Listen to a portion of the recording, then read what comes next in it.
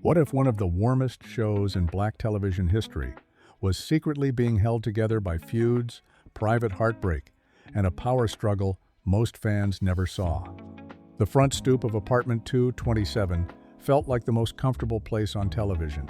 A neighborhood, a family, a community where everybody knew your name and nobody kept secrets. But behind those smiles and that laughter, the real story was something else entirely. Today, on Timeless Black Icons, we are pulling back the curtain on what the 227 cast kept hidden for decades. Some of these secrets are about power, some are about pain, and some will change the way you see this show completely. Here is what the 227 cast reveals that most fans never figured out. Marla Gibbs, Fight to Build 227. Before 227 was a television show. It was a stage play written by a Chicago woman named Christine Houston in 1978 about the lives of Black women in her apartment building at 227 East 48th Street. The play was personal and specific, rooted in real moments from a real community. It won awards at Christine's local college and built an audience that responded to its honesty. The person who saw it and recognized what it could become was Marla Gibbs, already one of the most recognized faces in Black television as Florence Johnston on The Jeffersons. She did not just admire the play. She decided to produce it herself at her own theater. When it became a success on stage, she went after a television deal with the same focused determination that had defined every chapter of her life before that moment. What most fans connected to Timeless Black Icons never fully understood is how unlikely Marla Gibbs's path to that point actually was. She did not start acting until her 40s. For years before that, she worked as a reservations agent for United Airlines, supported 3 children as a single mother, and took acting classes on the side while holding down her full-time job. When she finally landed The Jeffersons, she kept working the night shift at the airline for the first 2 seasons because she was not going to walk away from financial security until she was absolutely certain the show was going to last. That kind of disciplined thinking does not come from someone chasing a dream carelessly. It comes from someone who had been responsible for real lives for a long time. By the time she found Christine Houston's play, she was also running Marla's Memory Lane, her own jazz club in Los Angeles that she operated for nearly 2 decades, and had co-founded a performing arts school with her daughter, Angela. She was an entrepreneur who happened to act, not simply an actress who got a break. When The Jeffersons was canceled suddenly in 1985 after 11 seasons, it freed her to move on 227 a full year earlier than planned. But getting the show made on her terms was its own war. NBC executives wanted Mary Jenkins written as a single struggling mother. They wanted the husband character, Lester, eliminated before a single episode was filmed. Marla refused. She had spent years playing a maid and was not stepping into another limiting image of Black womanhood on national television. She fought for a stable, loving, working-class Black family with a husband and wife at its center, something the network landscape was not offering at the time, and she won that fight. She was given the title of uncredited executive producer, which meant she had real authority over scripts, casting, and editing sessions without the network having to publicly acknowledge that authority. She approved storylines, rewrote dialogue that did not serve the characters, and sat in on editing to protect the show's vision at every stage of production. The warmth and authenticity that audiences felt watching 227 every week did not arrive by accident. It was built, protected, and delivered episode by episode by a woman who had fought for it from the very beginning. The 227 most fans fell in love with was not a gift from a network. It was the product of Marla Gibbs refusing to back down. Before moving ahead, take a quick second to subscribe to the channel and stay tuned for the next story. The star who stole the show and the feud it ignited. When Marla Gibbs was casting 227, she needed the perfect actress for Sandra Clark, the glamorous, sharp-tongued, man-crazy neighbor who would bring chaos and comedy to the building in equal measure. She found that person in Jackée Harry, who walked into the audition and made the decision completely obvious within minutes. The voice was unique. The walk was unmistakable. The comedic instinct was already fully formed. Marla knew immediately that she had found her Sandra. What neither of them could have predicted was what Sandra Clark would become, and what that level of success would eventually cost both of them in terms of their relationship on set. Jackée Harry's background was not what most people assumed when they watched Sandra wiggle across the screen. She was a genuinely accomplished woman before she ever set foot on the 227 set. She had been a gifted student growing up in Harlem, landed the lead role in her school's production of The King and I at 14 years old, graduated from New York's prestigious High School of Music and Art with a distinction in opera, and earned a degree in education from Long Island University. For 2 years after graduating, she taught American history at Brooklyn Technical High School before the pull of the stage finally drew her away from the classroom permanently. Her first television role came on the soap opera Another World, where she acted opposite a then completely unknown Morgan Freeman. She had been building something real long before Sandra Clark gave her a household name. When she landed on 227, the audience responded to her immediately and completely. Sandra Clark became one of the most popular characters on television. Fan mail poured in. The network paid attention. In 1987, Jackée Harry won the Emmy Award for Outstanding Supporting Actress in a Comedy Series and became the first African-American woman ever to win in that category. The network was so convinced of her star power that they developed a spin-off series called Jackie, built entirely around her character. The pilot aired. The series was not picked up. But the attention she was receiving was undeniable, and that attention was creating a tension on set that nobody was talking about publicly. Marla Gibbs had created the show from nothing. She had fought the network for its vision, produced it with her own resources before television even came calling, and guided it through every season with the authority of an uncredited executive producer. Jackée was getting the Emmy, the magazine covers, and the spin-off conversation. The friction that developed between them was real, and both women have acknowledged it. What most fans connected to timeless black icons never figured out is that behind the awards and the fame, Jackée Harry was privately miserable the entire time. She has said openly that she hated playing Sandra Clark for 5 straight years. Her dream was to be a serious, dramatic actress in the tradition of Diane Carroll and Rosalind Cash. Instead, she was famous for a wiggle and a high-pitched catchphrase, and she felt completely trapped inside a character that had nothing to do with who she actually wanted to be. She told Essence magazine that she used to hate herself during those years.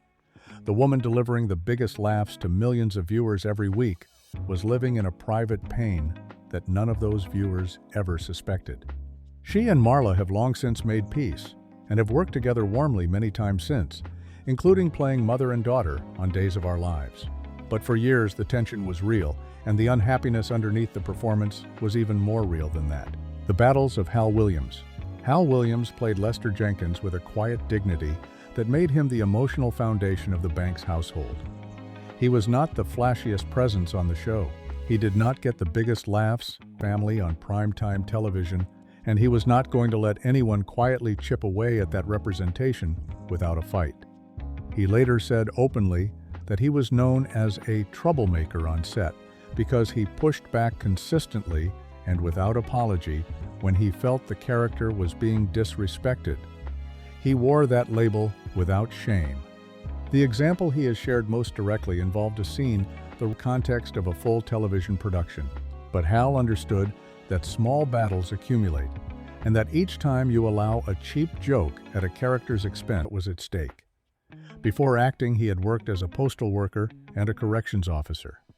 He came to Hollywood in 1968 and built his credentials steadily, landing one of his most famous early roles as Officer Smitty on Sanford and Son Hollywood during that era.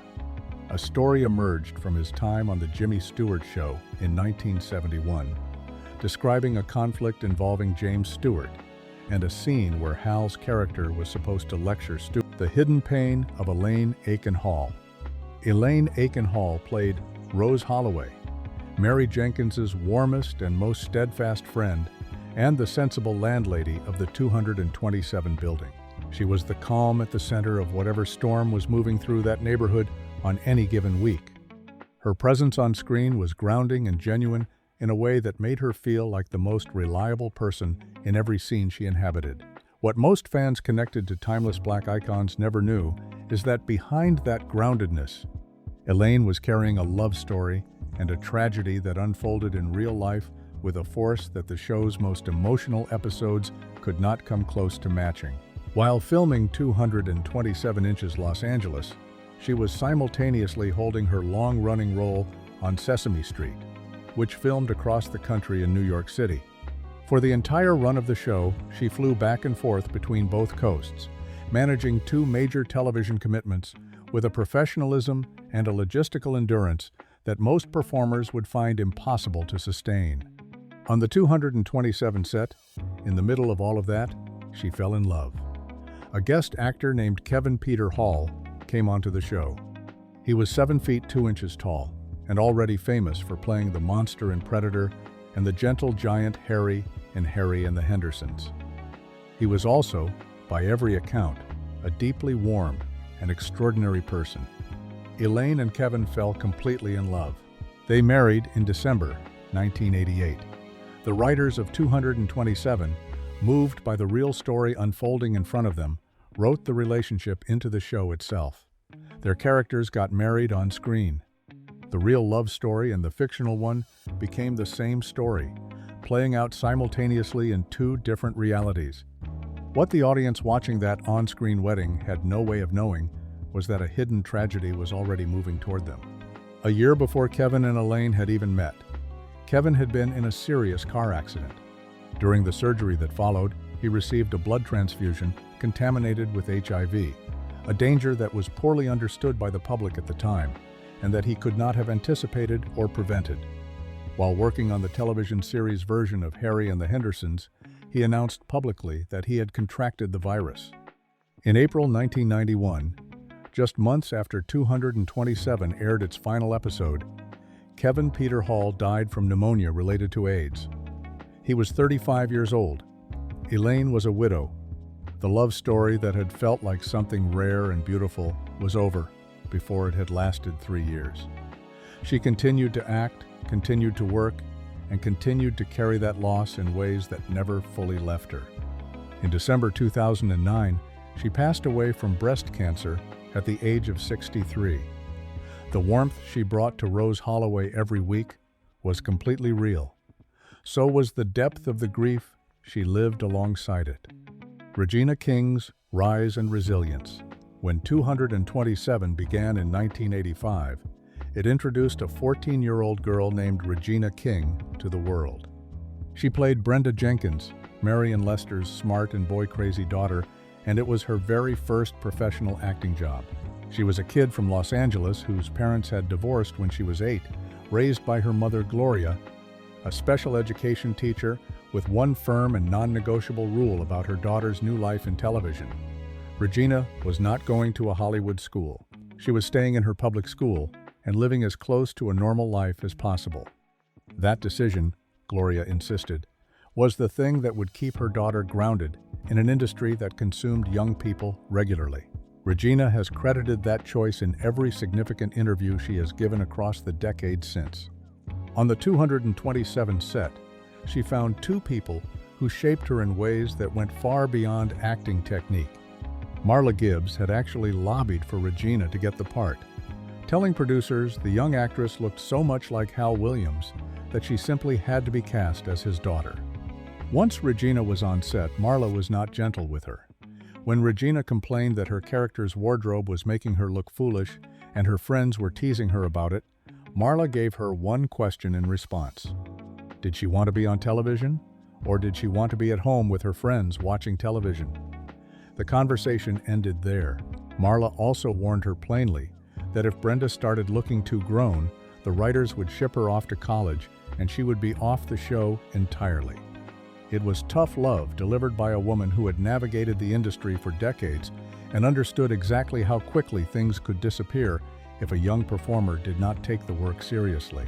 Hal Williams filled a different and equally important role. He was the warm, paternal presence on set that Regina could talk to about the everyday things of being a teenager, the kinds of conversations she could not always have with her own father, who had drifted out of her life after her parents' divorce. She has spoken about him with the kind of genuine affection that makes clear it was not a professional relationship dressed up in family language. It was a real connection that gave her something she needed during a formative period of her life. The combination of Marla's demanding professionalism and Hal's warmth gave Regina a foundation that she carried out of that set and into everything that came after.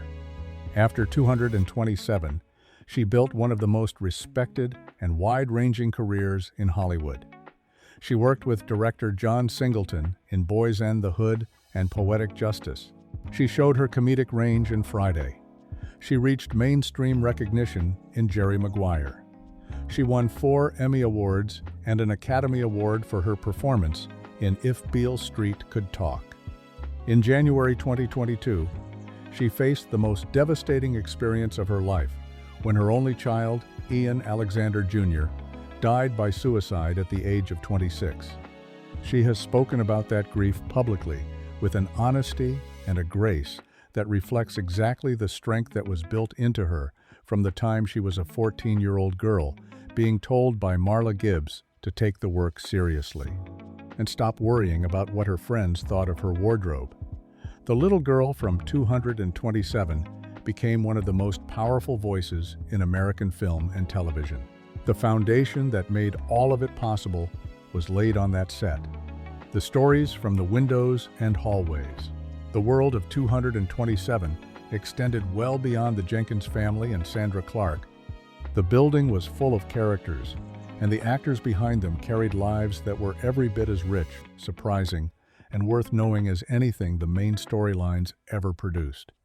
Helen Martin played Pearl Shea, the sharp-tongued, nosy neighbor who watched the entire block from her first-floor window and missed nothing. What most fans watching Pearl deliver her observations never knew is that Helen Martin was one of the genuine pioneers of American theater, with a career that stretched back 60 years and included work that changed what was possible for Black performers in this country. She was born in St. Louis, raised in Nashville, and came to New York during the Depression years, supporting herself by working as a domestic worker while pursuing her dream of performing. She became a founding member of the American Negro Theater in Harlem, the institution that launched the careers of Sidney Poitier and Harry Belafonte, and served as one of the most vital creative spaces for Black artists in 20th century America. She made her Broadway debut in 1937. She appeared in Orson Welles' landmark 1941 production of Native Son. She was breaking barriers for Black performers on major stages decades before Good Times. Or 227 gave her a broader television audience.